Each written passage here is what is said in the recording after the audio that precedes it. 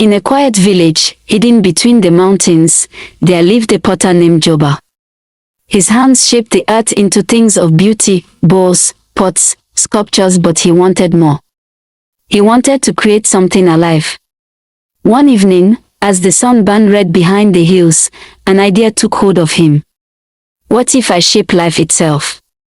What if I create and mold a perfect woman, one that would follow my every command and never disobey me? For days, he worked tirelessly, sculpting her, a woman of clay, delicate and perfect. Her lips curved like they held a secret. Her eyes seemed to watch him, though they were just earth and dust. When he was done, he whispered to the gods, "Give her life," and the gods answered. The clay cracked. Her fingers twitched. Then, she opened her eyes. She was alive. But Joba was not satisfied. Every week, he kept changing her shape, hair and outfit to fit whatever he desired at the moment. Joba named her Epha, meaning love. She was his masterpiece. "Now, kneel before me, greet me." "Yes, sir," Epha responded. "Your stomach looks big today. I will adjust it next week and make it very flat." "Yes, my lord," Epha responded. But Epha was different. She did not stumble like a newborn. She did not ask questions like a child learning the world. She knew things no human should. She could predict storms before they arrived. She touched water, and it became clearer.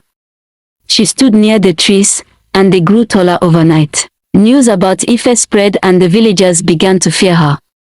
"What kind of creature is this?" the women whispered. "She was not born. She was made," the elders whispered. "This is against nature."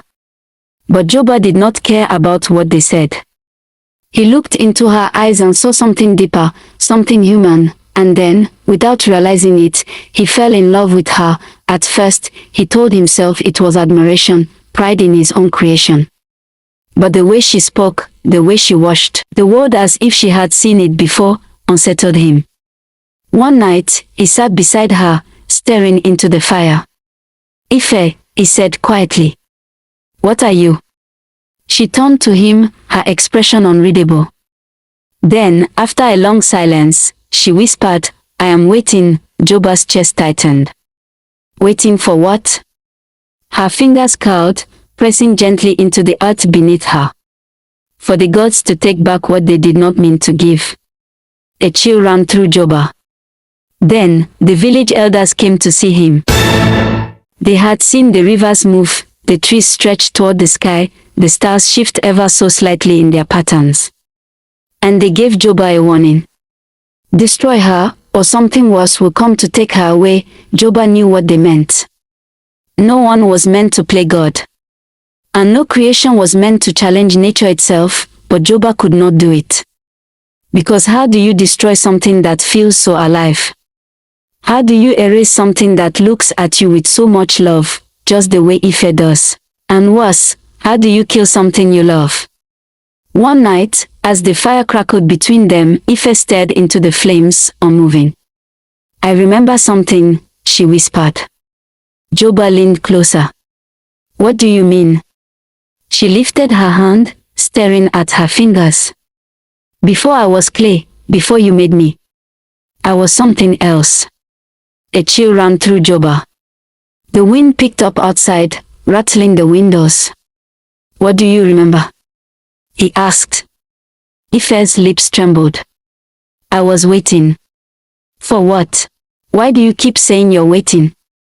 Her fingers curled into fist. "For someone to bring me back," she responded. Joba's heart pounded. Had she existed before? Had she belonged to someone else? Had she been more than just clay before he shaped her? Or worse, had she been meant to stay lost? As Epha's memories grew stronger, so did the fear inside her. "I was never supposed to be here," she told him. "I was supposed to stay gone." Joba felt his stomach twist. "Stay gone where?" Her breath trembled. "I don't know. I only know that I was waiting, and you pulled me back." The villagers were right. The elders were right. Joba had created something that should have remained forgotten, but still, when Epha turned to him, he could not let her go. "I'm here now," she said. "But I don't belong here. I have to leave." Joba reached for her hand, his grip firm, desperate. "No," he whispered. "Stay." She stared at him, her unreadable gaze filled with something terrifyingly human. "If I stay, something will come for me," she said. "Something stronger than you. Stronger than this village. Stronger than the gods." Joba shook his head, refusing to believe it. "I won't let them take you." Epha swallowed. "You don't understand. If I stay, they will take you instead." But Joba refused to listen. He fell deeply in love with her, and Epha fell for him too. They would stay outside the hut every day, playing and teasing each other. They laughed and gossiped about their neighbors. And Joba kept changing her shape and body size into whatever he wanted. Epha simply smiled. She loved and enjoyed the process. Little did they know that something terrible was about to happen. The signs arrived quietly at first. The wind spoke in whispers. The river pulled back, as if retreating from something unseen. The sky dimmed, not with night, but with something deeper, something watching. Then, one evening, they came. Figures emerged from the shadows, tall, faceless beings. With flowing robes of dust, their eyes hollow, their mouths silent. They did not walk, they glided, as if carried by the very forces of the earth. They had come for Epha. But instead, they looked at Joba angrily. He had broken the laws of existence. He had created life where there was meant to be none. And now, he had loved something that was not meant to be loved. Epha stepped forward, her clay skin tightening as the figures circled him. "Take me," she said.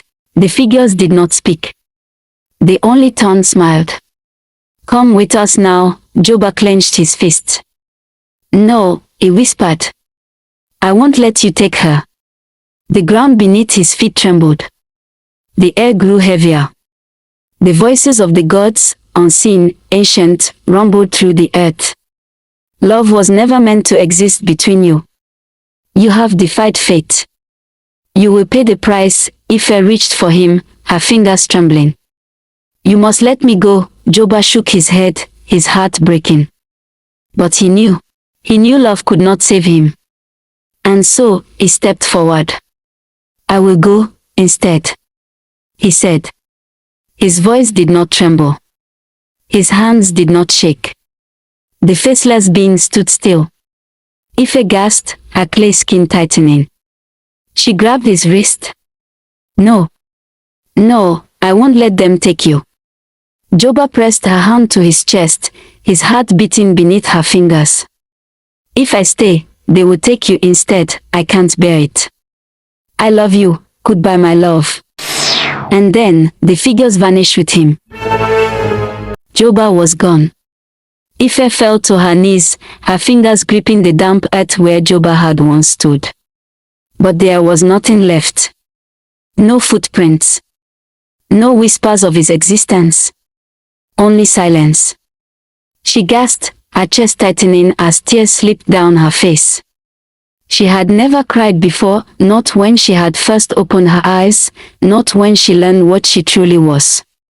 But now, the weight of her loss crushed her, pulling sobs from her lips. She cried every day. But when the villagers noticed her grief, they did not mourn. They laughed. A bitter, cruel sound that rang through the night. "He was a fool," one man scoffed, shaking his head. "A man who loved something that was never meant to be, a potter who thought he could outsmart the gods," another sneered. "And now, he is nothing." The elders chuckled, their wrinkled faces twisted in amusement. "He died a useless death. A meaningless sacrifice. He thought love could save him. But love has never saved anyone." Epha's chest burned. She turned to them, her tear-streaked face twisting in anger. "He was real," she screamed. "He was everything. He loved me." Epha sat in the dirt, her hands gripping the earth that had swallowed Joba. It was as if he had never been. His name no longer lingered in the wind, his face was fading from her mind, and the weight of his love was slipping through her fingers like sand. Something stronger than the gods had erased him. And soon, even she would forget him, but before she could allow herself to grieve, before she could let sorrow take her completely, she felt it, a crack. Not in the ground. In her skin. She looked down at her hands, her clay fingertips trembling as the first fracture ran along her wrist. It was small. Almost nothing. But then, another came across her palm, up her forearm, spreading like veins through dried earth. Her body was breaking. She gasped, pressing her shaking hands to her chest, feeling the crack splinter along her ribs, her shoulders, her throat.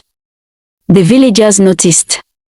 "She's falling apart," they whispered, watching as the once perfect clay woman began to fracture. She would disappear, just like him. Epha forced herself to stand, staggering toward the elders. "Tell me what's happening," she begged. But their faces held no sympathy. "The price has been paid," the eldest man said. "Your maker has been erased. And now, the love that never should have existed will vanish with him." Epha shook her head. "No," she whispered. "No, I don't want to go," but the gods had already decided. She was not meant to exist without him. Epha ran. She ran through the village, through the forest, through the rivers that once whispered secrets to her.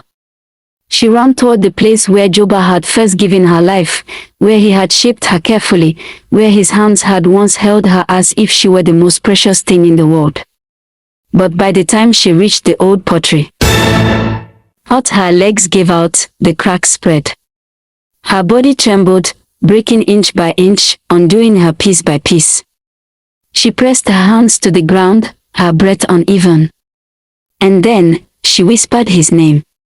One last time. A name that was disappearing, slipping from her tongue, fading from time itself. Joba, and the moment his name left her lips, she collapsed. Her body shattered into dust, carried by the wind, scattered across the earth, lost to time just as he had been.